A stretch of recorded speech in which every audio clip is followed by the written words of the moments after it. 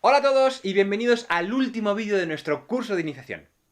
Ya hemos aprendido la importancia del audiovisual. Hemos visto cómo elaborar nuestros propios guiones, cómo grabar y montar nuestros vídeos con dos grandes programas de edición. Pero todavía nos quedan unos últimos detalles para finiquitar este curso. Por eso, en esta última clase, os enseñaremos algunas nociones básicas de cómo trabajar con recursos externos para utilizar en vuestros vídeos y complementarlos, y los aspectos legales que debemos tener en cuenta a la hora de utilizar este material creado por terceros. Sé que esto puede resultar un poco más aburrido, pero os aseguro que es muy importante conocer qué podemos y qué no podemos hacer para evitar meternos en futuros problemas. ¿De acuerdo? Pues vamos a ello. Como siempre, yo soy Héctor García y esto es Cineduca.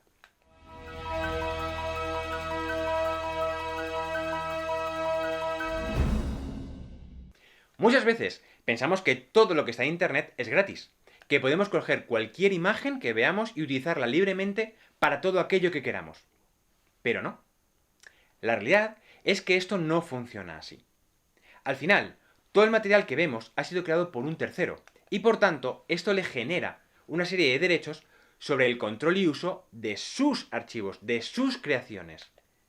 Veamos todo esto con un poco de calma. Empecemos con el tratamiento de datos como la normativa RGPD, o Reglamento General de Protección de Datos, que entró en vigor en mayo de 2018 y que viene directamente de Europa. Seguro que muchos la recordaréis por cómo nos saturaron con mensajes y mensajes de todos los lados diciéndonos que iban a cambiar las políticas de privacidad según esta nueva ley, bla bla bla bla bla. Pero lo que no queda tan claro es qué significa todo esto. Es una normativa a nivel europeo, como os dije antes, que se aplica por encima de todas las normativas nacionales de cada país en relación con la protección de datos de los usuarios. El objetivo de este reglamento es, como su propio nombre indica, proteger los datos personales.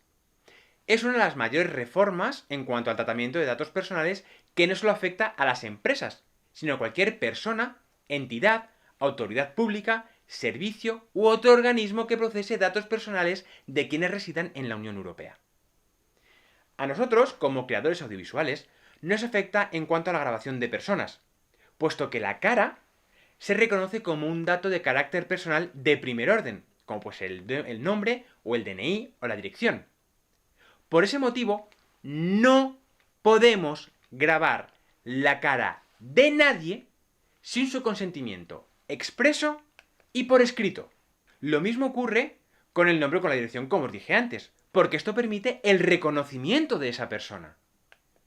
Ahora bien, en el caso de los menores, ya que estamos hablando de educación, tienen una protección especial, como es lógico. Aparte de esa RGPD, que también se les aplica, la Ley de Protección Jurídica de los Menores de 1996 establece que estos tienen derecho al honor, a la intimidad personal y familiar y a la propia imagen, como ocurre con los adultos. Este derecho incluye la inviolabilidad del domicilio familiar y la correspondencia. Como veis, esto último es un detalle bastante importante a tener en cuenta y que tuvo muchísimo revuelo con todo el lío de las clases a distancia durante el 2020. Porque al final los alumnos debían conectarse a través de videollamadas desde su casa, por lo tanto se podía ver dónde vivían. Y muchos consideraban que esto era una violación del domicilio familiar de los menores. En cuanto al derecho al honor y la intimidad de los menores, estos conceptos son bastante más confusos. Sin embargo, un ejemplo de lo que no se debe hacer, pero se hace igualmente por desconocimiento, es grabar a compañeros realizando estos challenges que están tan de moda en redes sociales. Esto puede ser un atentado contra el honor y la imagen propia de estos chicos, dependiendo de la naturaleza de ese reto. Por todo esto, es imprescindible que para grabar a menores contemos con el consentimiento expreso de sus padres o tutores legales antes de ponerlos delante de una cámara. Volviendo al tema, sobre la obra de terceros que hablaba al principio y los recursos, toca hablar de la Ley de Propiedad Intelectual. Esta es una ley que recoge una serie de derechos que un autor pasa a tener desde el momento en que crea una obra. Seguro que suenan conceptos como el de copyright. Vale, pues la Ley de Propiedad Intelectual abarca todo tipo de creaciones, desde canciones hasta obras literarias, trabajos gráficos, coreografías y lo que más nos interesa en este curso, los proyectos audiovisuales.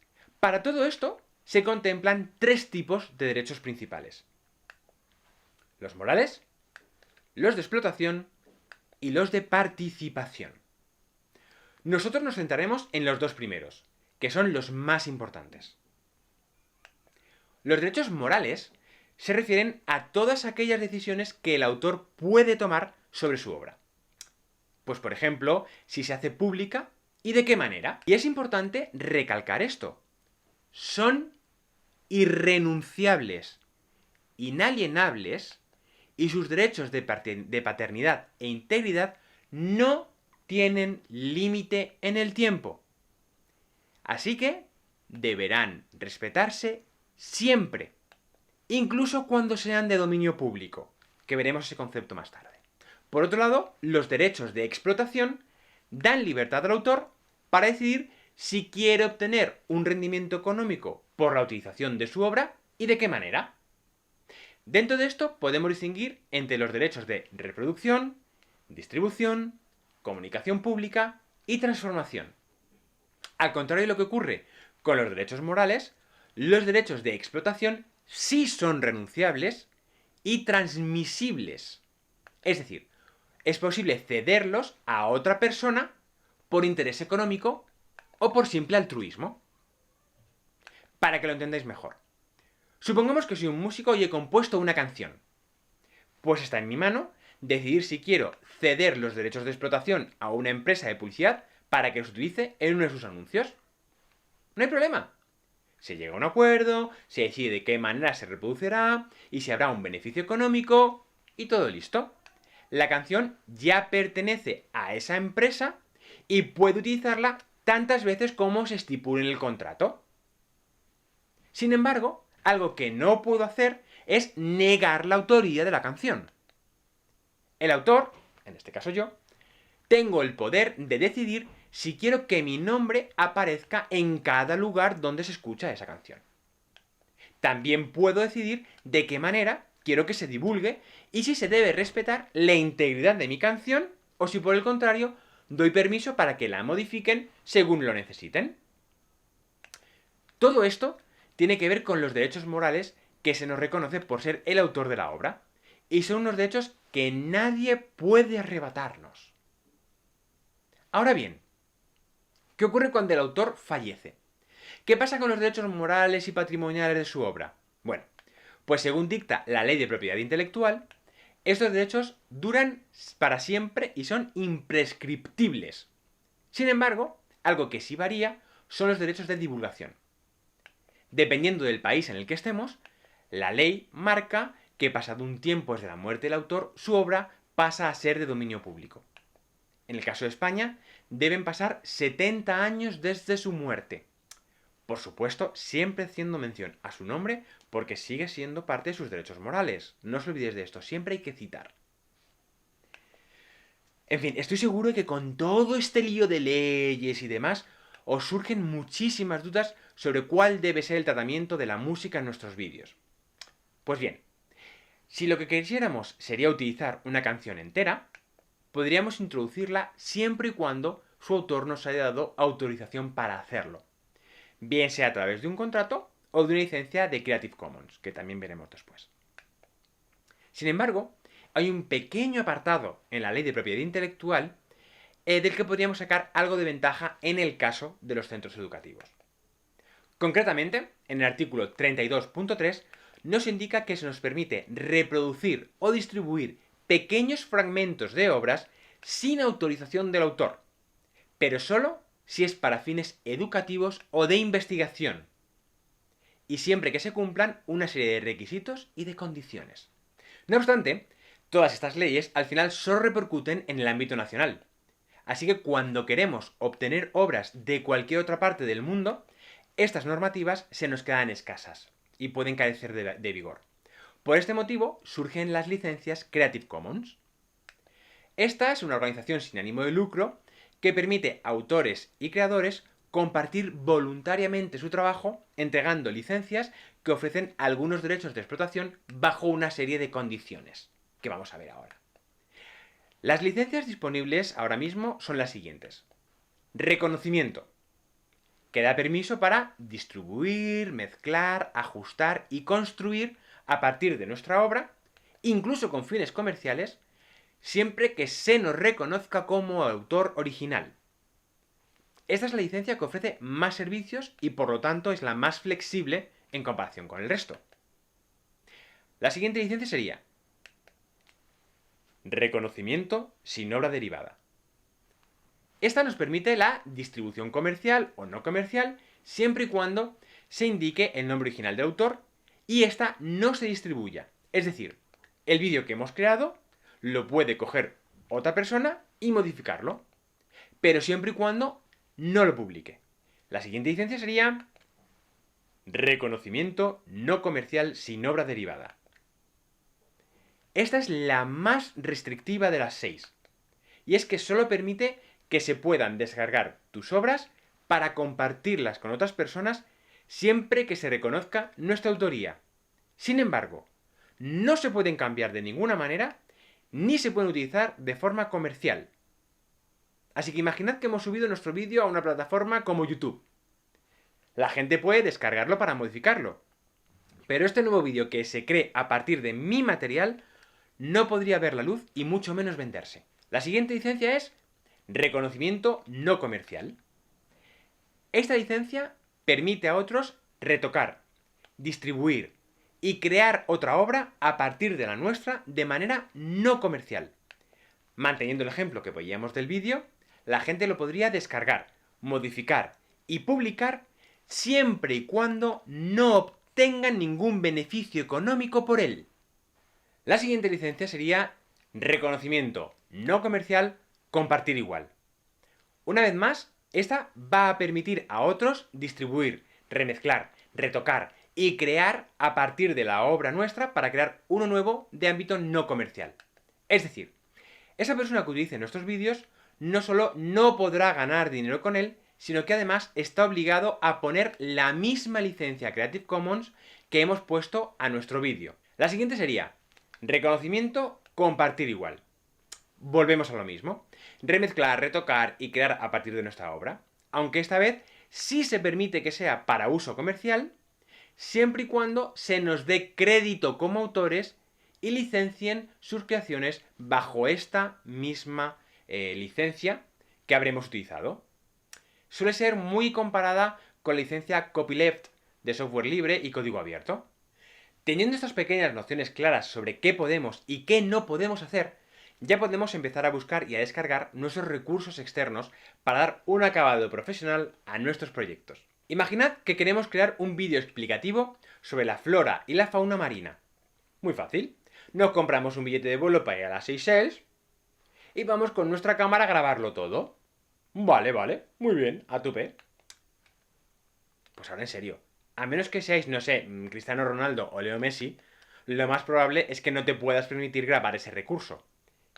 Y aquí es donde entran en juego los repositorios o bancos de imágenes y sonido, desde el que podréis haceros con una inmensa cantidad de material sin tener que salir de vuestra casa. El primero de todos que debemos mencionar es el que ofrece la propia Comunidad de Madrid para docentes y centros educativos. Esta es la Mediateca de Educamadrid.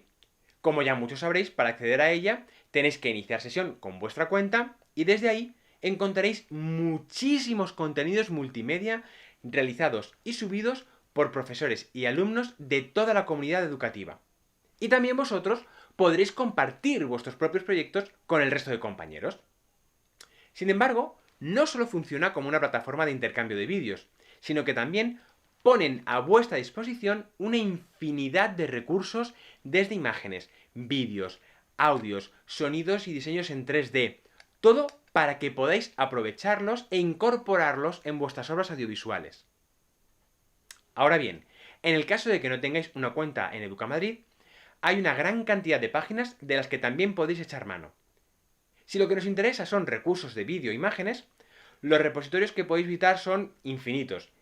Videtsy, Videvo, Pexels, Pixabay, Footage, Dareful o Shutterstock. Todas estas páginas tienen una interfaz muy similar, por lo que solo tenéis que escribir en vuestro buscador, bueno, en el suyo, la palabra clave que más o menos defina lo que os gustaría encontrar y ¡voilá! Como veis, os aparecerán un montón de vídeos e imágenes que se ajustan a vuestra búsqueda. Y ojo, el contenido que ofrecen estas páginas suele ser tanto de pago como gratuito. Así que elegid lo que os interese.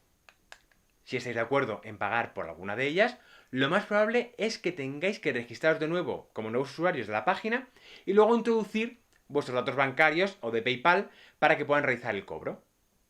En el caso de optar por las versiones gratuitas, leed bien las condiciones antes de descargar, porque muchas veces los artistas utilizan esta plataforma para darse visibilidad, y por tanto es muy común que nos dejen utilizar sus obras sin pagar nada a cambio. Aunque es muy probable que nos pidan que le demos crédito a cada vez que usemos su material. Y es que debemos hacerlo. ¿Recordáis lo de los derechos morales? Y aquí os puedo contar un ejemplo. Nosotros usamos una música de un autor para uno de nuestros vídeos en YouTube, y lo citamos, y hasta el autor nos puso un comentario agradeciéndonos que usáramos su música. O sea que fijaos la potencia que tienen estas herramientas. Algunas páginas que os recomendamos para buscar recursos sonoros, pues son Audionity, Jamendo, Royalty Free Music, Bensound y YouTube Studio. Atención a YouTube Studio. En mi opinión es, junto a Bensound, una de las mejores bibliotecas para audios con el repertorio gratuito más completo. Para acceder a él, tendréis que iniciar sesión en YouTube Studio, vamos al menú de la izquierda y seleccionamos la biblioteca de audio. Desde ahí, buscamos palabras clave, preferiblemente en inglés, o directamente entramos en la pestaña de filtros y buscamos según lo que nos interese. Estados de ánimo, un género concreto como el pop, música instrumental, clásica, lo que queramos. Cuando lo tengamos, vamos a la derecha del archivo y encontraremos el botón de descargar. Pulsamos, lo guardamos donde queramos dentro de nuestro disco duro y listo. Os invito a tomar nota de estas páginas e incluso a investigar por Google otras nuevas. Recordad que el sonido es una parte muy importante del audiovisual y que suele pasar desapercibido. Es un elemento que consigue centrar la atención del espectador en aquello que nos interesa. También es un apoyo para crear emociones.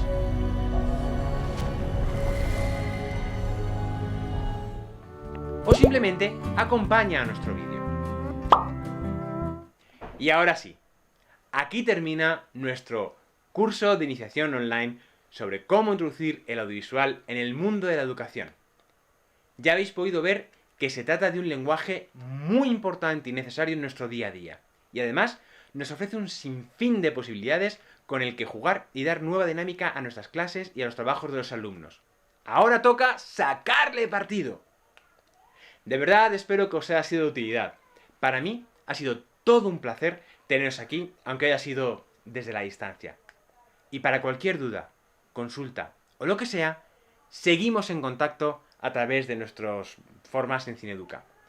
Gracias por acompañarme en este curso y ojalá podamos vernos en el siguiente y seguir profundizando en este lenguaje. Hasta otra. Cread y compartid. Gracias.